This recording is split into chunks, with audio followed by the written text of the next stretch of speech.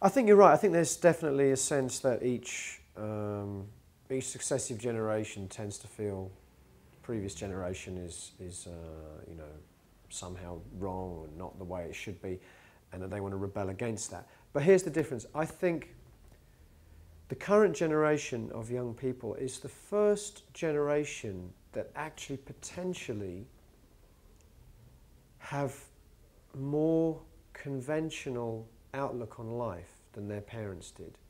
Let me explain what I mean by that. The 60s generation, which you specifically mentioned in your question, that was definitely a generation that were more explorative and more kind of like curious about the world than the 50s generation were. And the 70s generation, similarly, you have the punk rock movement, which in a sense was a rebellion against the kind of peace and love of the 60s. I think now what we're living in is a generation or an era where, for example, the musical taste, if I can focus on something that I feel most connected to, the musical taste of today's generation of kids is possibly more conventional than their parents' taste for the first time ever. Their parents might have been listening to, in the mid-80s, might have been listening to Public Enemy, for example. Yeah. And now the kids are listening to 50 Cent, yeah. who is a like watered down version of what hip-hop was about in the 80s. Kids now listening to Green Day when their parents were listening to The Clash and the Sex Pistols. And I don't think you can say that about any previous generation. Every generation that discovered music discovered a more radical, more extreme version, more dangerous version of what their parents had discovered. So whereas your parents might have been listening to Buddy Holly, you were listening to the Sex Pistols or the Velvet Underground or whatever.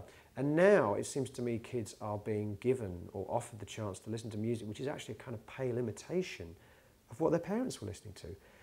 Parents were listening to Led Zeppelin, you know, the kids are listening to Marilyn Manson.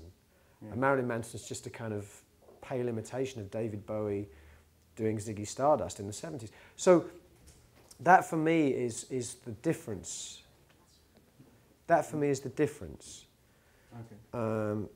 But you're right, there is always the sense that we always kind of look at the younger generation and say, oh, you know, we had it better, or, you know, they're not going right, or whatever. But at the end of the day, I can only write from my perspective, and my perspective very much, I suppose, is one which parallels, you know, the perspective of other writers or producers that have also made records, whether it's Dark Side of the Moon in the 70s or OK Computer in the 90s, that have reflected the writer's kind of sense of alienation from the technological world that he finds himself a part of. Yeah. Okay, we have to quit. Yeah. Okay. One more question. Okay. Yeah. Totally different. I read in an interview with Steve Hogarth from Marillion. It was about Porcupine Tree. He said, "Oh, Stephen Mason, he's such a workaholic." Are you? I mean, you do Blackfield, you do No Man. Well, people talk about me as a workaholic. I mean, I suppose I am. But it doesn't feel like work to me, because I love doing it so much. It sounds like an obvious thing to say, but I feel like I have a real, you know, I've been really gifted in the sense that I have been able to make music as my job.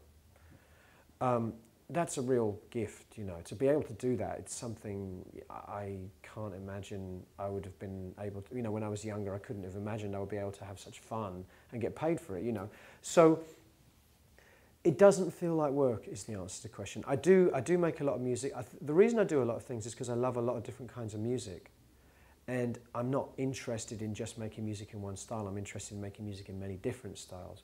And so for that reason, I have to work a lot more than perhaps some other musicians who are just happy to make music in one style. So I kind of flit from project to project, an ambient album one day, a rock album another day, a pop album, a disco album, an electronic album, producing other artists. For me, it's all fun. You know, I don't think of it as... If you have been...